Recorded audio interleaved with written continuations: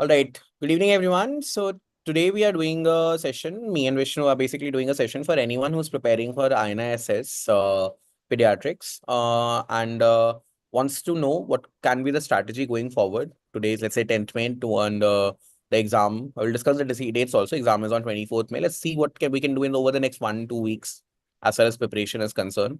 Right now, I would like to assume that I have gotten a few queries, at least on social media, that what's with the current ongoing escalation and the war situation with Pakistan, whether there might be a delay or not. But having said that, I've actually confirmed with a few of my sources, few of my friends back here in Ames, a little bit. Obviously, there's nothing. Everything is conjecture at this point. But exam likely will not get postponed. There has not been any official communication from AIM side till now, that there is postponement of exam or anything. So please prepare with 24th on mind.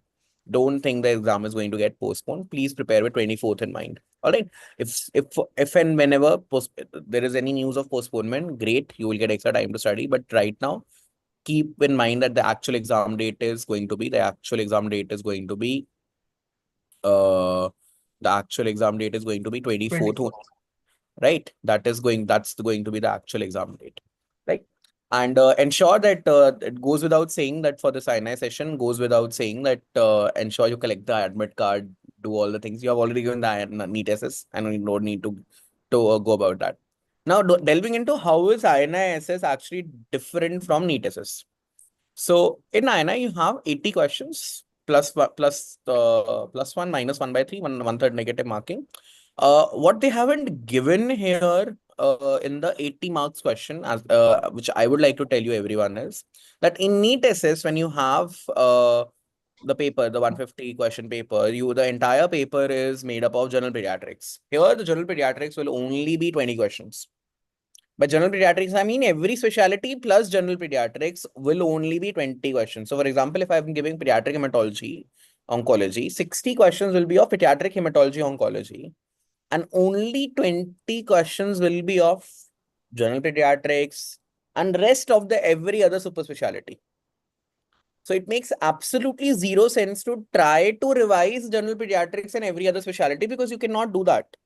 Instead, in these 2 weeks, your focus should entirely be on revising the subspecialty which you are giving. So if you're, let's say, giving neonatology, revise neonatology only. There's no, the rest you have already done. Maybe just a quick brush up, a kind of a, an overview, a superficial overview probably of the rest of the things. But what's going to determine your rank at the end of the day is not going to be the general pediatrics question, because let's be honest, they are just 20%. They're just only 20 questions out of the 80 questions. This is not an official, let me be very honest, this is not an official demarcation, but has been the pattern which has been observed over the years. There have been years where even the subspecialty has been as high as 70, 70 also. 70 also. There have been years, and there are certain there I remember there were times, especially as far as medicine was concerned, not concerning pediatrics, but where they gave only 40 questions from the subspecialty, medical oncology, and remaining 40 questions are actually of medicine per se. So this thing can change, but all in all, more or less, the trend is 55 to 60 questions are going to be from subspecialty. Second thing, how INISS is radically different from NEET SS is there definitely will be 4 questions, 3 to 4 questions, that is around 5% of a paper, up to 6 questions on on statistics. There will be question on statistics. There will be questions on epidemiology. So you probably need to brush up on your PSM a little bit more, right? So this is the second thing that is INISS is different about. So the next 2 weeks focus should be on doing your subspecialty, revising your subspecialty, probably going a little more in depth in that subspecialty than Nelson. And we'll talk about the books that you need to do and the extra material that you need to do. The And third thing, also, the third thing INISS is different is, and this is a very easy thing that you can actually all of them can do, and this is not just valid for pediatrics, this is valid across the board. The paper is made by AIMS, it's made by AIMS Delhi. And especially for the DM part, the people who make the paper, the faculty who make the paper, their names are publicly visible to all of you. Okay, so you can just search who is the professor of neonatology at AIMS Delhi, who's the professor, who are the faculty of pediatric nephrology at AIIMS Delhi, and this is valid across medicine also, who are the professor of medical oncology at AIIMS Delhi or endocrinology at AIIMS Delhi. And a very simple advice, just go through there, take their names, put it on PubMed, go through their past 6 months research papers. I'm not going to tell that do all the research papers, but if you find any narrative review, some research papers are about of minute things, not really important. Like, for example, I'll take pediatric hematology oncology, for example. This is something which we all did. Uh, in the past 6 months, you will realize, okay, there might be papers related to some leukemia, some small study in leukemia, some study in, lymphomas or something on those lines. But then you find a narrative review on, let's say, JMML. But narrative reviews are basically, in essence, are chapters. Let's put it this way. They are chapters, right? A narrative review on JNML, a narrative review on retinoblastoma. These chapters of these reviews, systematic reviews and narrative reviews have been written by the professor which are making the paper. There are 10 pages, and consider them doing those 10 pages as a chapter rather than doing the book that we are talking about. Because most questions will actually come from those kind of chapters that they have published online. All right. There won't be many topics. There will be few topics, 2 or 3 topics. So if it's fully possible you are doing pediatric endocrinology, you might realize that there is one chapter by Dr. Vanna Jain or Dr. Rajni, who are the professor here at AIIMS, or describing probably diabetic ketoacidosis. I'm just giving an example. I'm not talking about something, actually talking about something. But those papers, if you can, those 4 or 5 papers, narrative review kind of papers of the faculty in the past 5 or 6 months, if you can find out, that will definitely give you an extra edge. I will definitely, for PHO, I will definitely talk about such papers. Don't worry about that. I'll talk about those papers. And the next thing, I think we can move forward apart from this, from the Yeah, different. a few things I wanted to add. One thing is there were some issues with respect to the eligibility last session, especially with respect to the ending, because these are COVID batches, right? Yours are COVID batches who are just passing out. So at that point, there are some areas of eligibility concerns. So definitely look out for this particular date. Don't miss any mail that you're getting at this point about the status of rejected applications because of these eligibility issues. Then obviously your NEET assess has just been conducted, so even more reason that you focus lesser on your general peds, because even if you don't feel so, you would have a good base because you just prepared for that. And also there's a general consensus uh, that in INI, even if it is -1/3, because it's only 80 questions, attempt as many as possible, at least, like, matlab, don't go below 75 at least. That would be a bit almost a mistake, kind of, Yeah. unless you are really specific in that particular type of answering, since your 11th 12th or something, you're really confident about leaving out the negatives. It's always suggested that you attempt as many as possible, at least 75, and if possible, keep going aggressive. Even if you attempt 80, it's okay. I would say that anything anything less than 70 is a suicide in INISS. And yeah, you don't expect to get selected. Because see, if you look at the past papers, the number of people, how many questions they have gotten correct, marks they have gotten, it's somewhere ranging in the range of 55, 57, something on those lines, 50, 55. You cannot get to 50, 55 corrects if you are just marking 60 questions correct. Nobody has that level of accuracy. So try to attempt bare minimum 70, 72, I would say.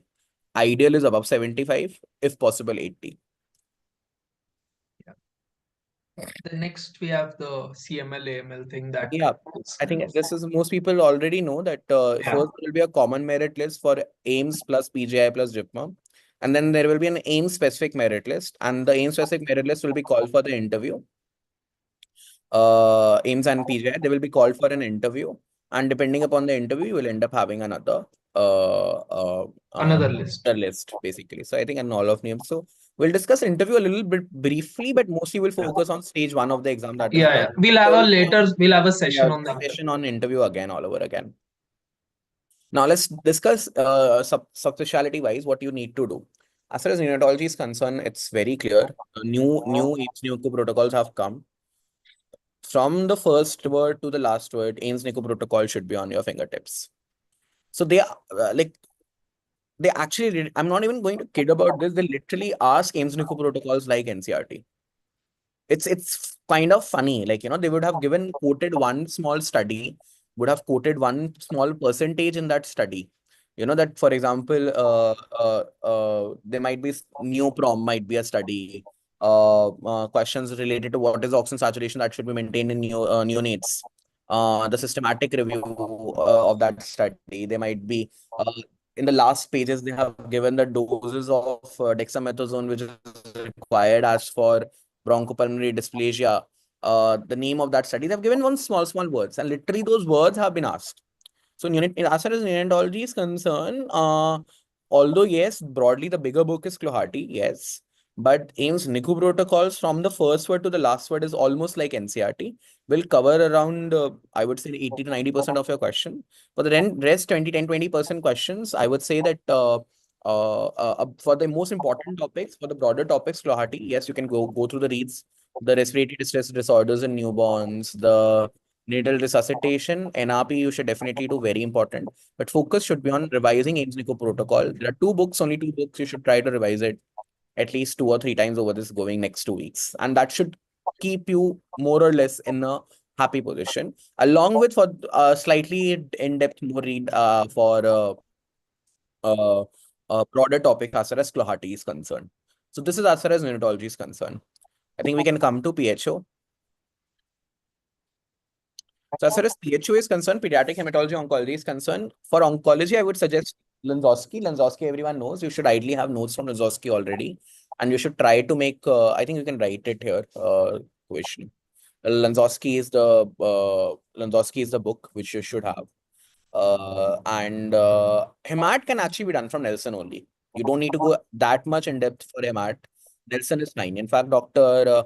Amita herself says that she's not expecting anything beyond Nelson. Dr. Amita is the HOD of PHO at PAGI Chandigarh. She herself has recommended I don't need to do anything beyond Nelson as far as hematology is concerned.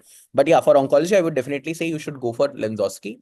Apart from this, there are certain specific chapters and books which I could definitely recommend. I know this time the number of EHO seats are less. Probably if anyone is watching the session might give the number one, they should know this. There's a book called Case-Based Scenarios in Pediatric Oncology, uh, which has been written by the faculty at AIMS Delhi. It in fact has one chapter by myself itself. I have one chapter in it called JMML. I would say that at least for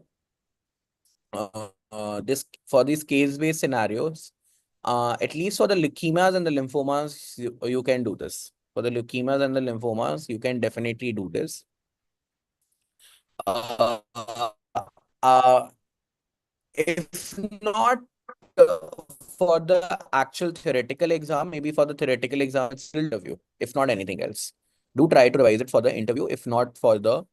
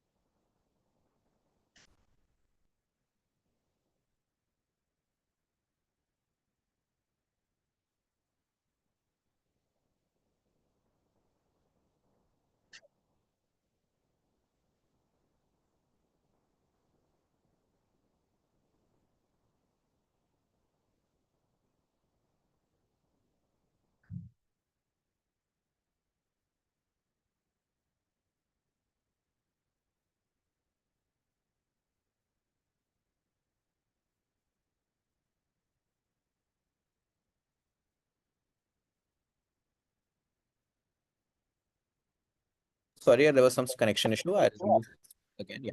So, okay, this book, at least for the interview, you should consider it. Even if not for the main theoretical exam, maybe a little more in depth. Apart from that, there are narrative review chapters, I would say, on JMML, retinoblastoma. And particularly, there will be 5 questions which will be asked from, there will be questions which will be asked from, 3 to 5 questions which will be asked from the late effects, as far as the late effects are concerned. So this is the way to go about PHO. Revise Lanzowski, Hemat, for the Hemat part, Nelson is fine. Do case-based scenarios in pediatric hematology oncology, especially for the interview, if not right now.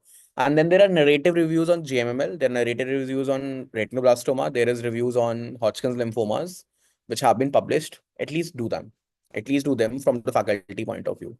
The last that we come to is pediatric nephrology. The last we come is pediatric nephrology. Hello? Am I audible? Hello?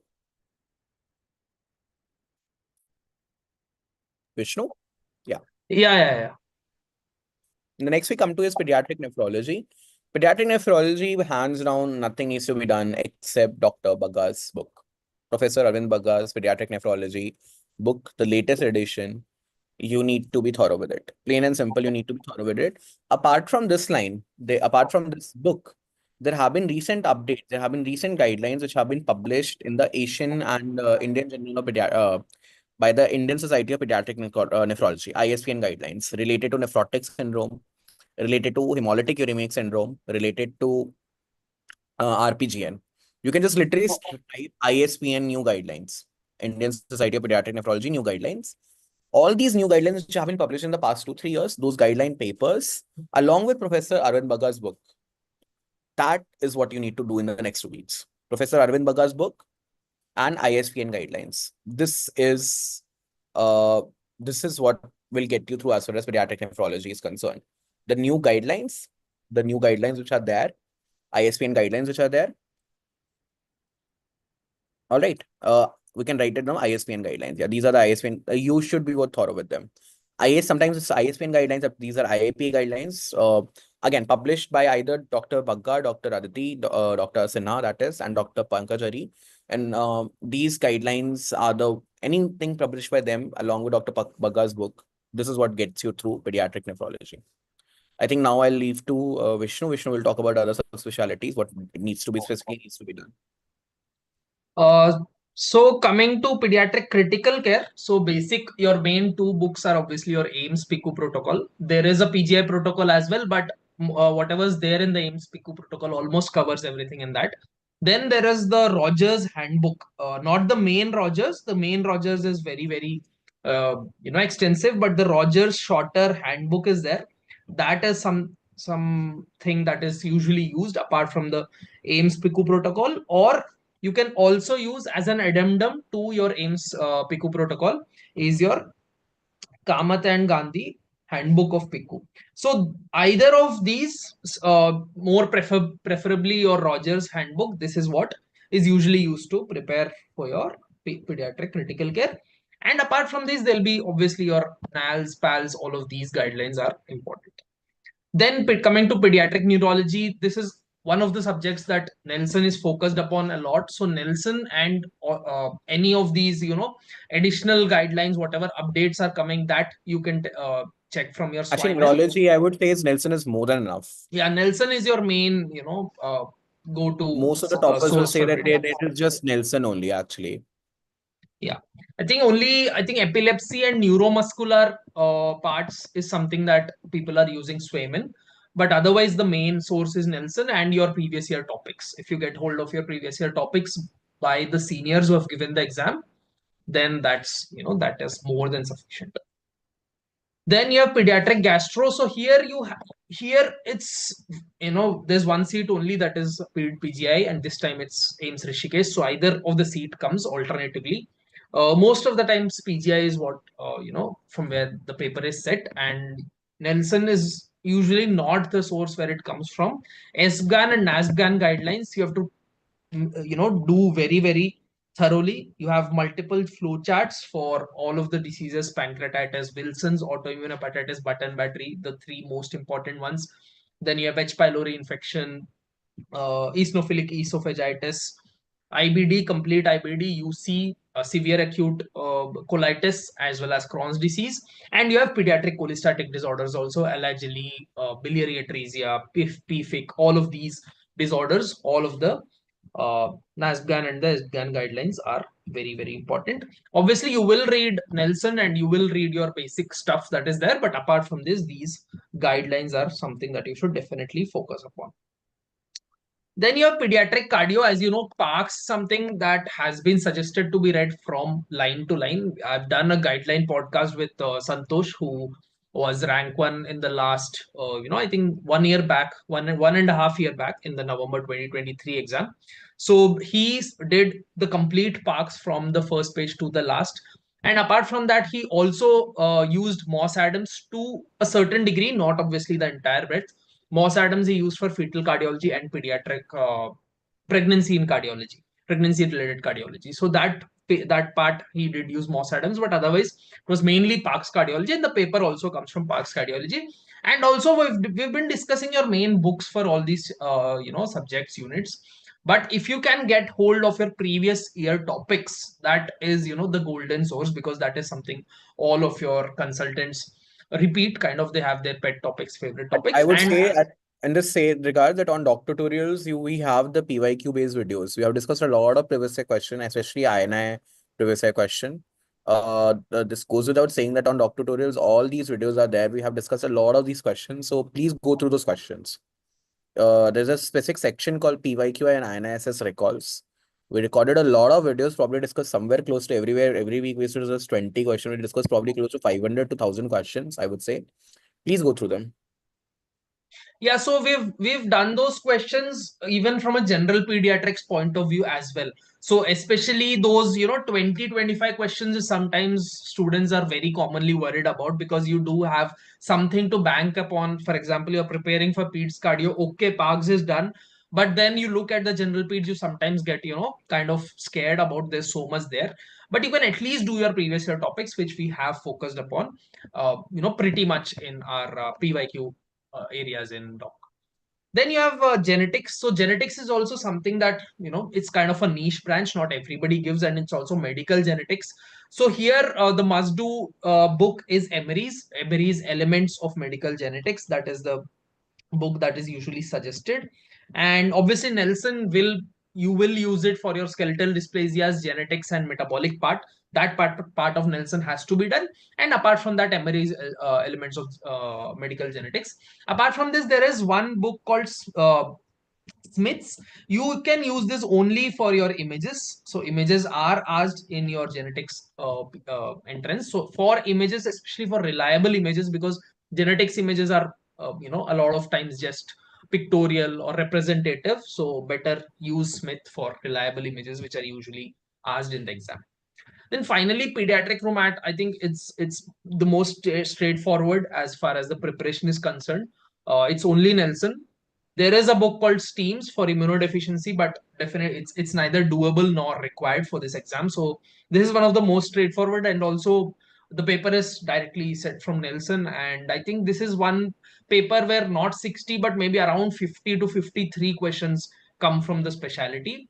Out of that, it's divided almost equally, around 25 questions from immunodeficiencies part and 25 to 30 questions from the rheumatology part. Immunology and rheumatology are divided around 27 questions.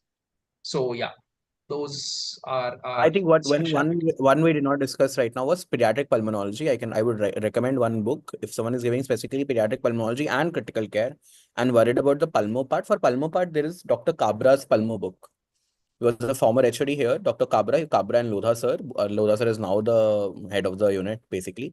So Dr. Cabra and Dr. Lodha's book is there on pediatric pulmonology. So if you're giving only critical care, AIMS PICU protocols plus Rogers, like you talked about. If you're giving Pulmo plus PICU protocols, then for the Pulmo part, first obviously do Nelson. If you're able to revise Nelson, great. If you want to go a little more in depth, some topics can be done from Dr. Cabra's book. That's the last thing I want to add. Another thing I really want to add, while we have discussed everything, please go to the DocQbank. Amazing questions. All the subspecialty questions are like really good. Even if you revise the questions or from the QBank, you'll have a good hold of the subspecialty. Ensure that you do questions from the QBank. Ensure you watch the PYQ based recalls, which me, Divya, and Vishnu have done. Even if you do that, it's going to be really, really helpful. Even the elite test, you can consider at least a test of that particular subject. You can consider watching and doing those 20-25 questions again. That's one thing I Yeah. would like to say. For those who are already having Doc QBank, if you're thinking of getting a QBank, please don't be hesitant. It's the gold standard here, the Doc QBank, as far as NEET SS preparation is concerned. Yeah, especially just April. I think it's been only 1.5 months since we've released the latest editions based Nelson Q Bank. That is something that we really worked upon, and kind of updated whatever was there. Whatever was there was already, pretty well received in all our students. And the new one, I think we have upgraded it, uh, and almost rehashed most of the questions, incorporating the new Nelson parts. So definitely go through the Q bank, especially Bank if you are is definitely, yeah. apprehensive about the general pediatrics part. Definitely go through that. Back. And I would again say, please go to the PYQ recalls which are there in the that would elevate your anxiety a little bit on what kind of questions are asked. I remember doing the interview last time with Dr. Rema. She got all India rank 3 in PHO. And she specifically told that those PYQs already made her feel what kind of questions are asked. So the exam did not feel a new kind of an exam. Like NEET you have already given, seen the kind of question. And I might feel like a new exam. If you go through those PYQ recalls or INISS recalls, you will not feel like a new exam. You'll feel like any other exam that you're going to give. So do see those videos, do see those PYQ based recalls. Yeah, so all the best. I hope your NEET SS was good, and obviously you have a second chance at a much predictable exam. I would say NISS is more predictable and more doable as far as the predictability of the exam is concerned.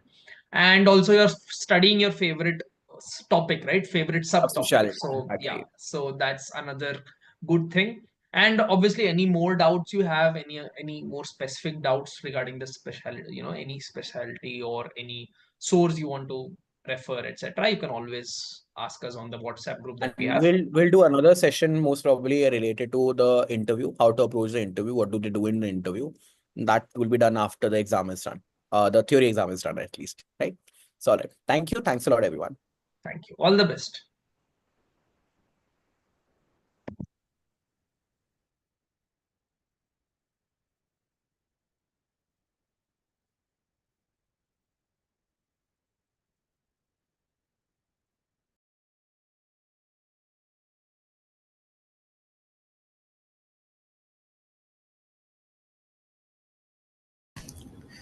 Thank you